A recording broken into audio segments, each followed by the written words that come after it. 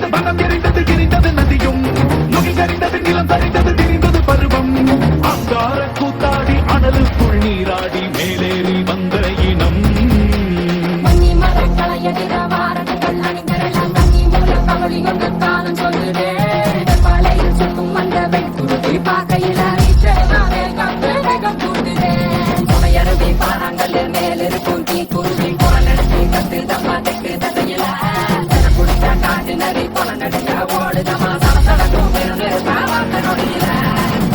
இரு தோல் எடுத்து வா குருவாள் எடுத்து வா ஒரு சூடு எடுத்து வா வா இரு தோல் எடுத்து வா குருவாள் எடுத்து வா ஒரு சூடு எடுத்து வா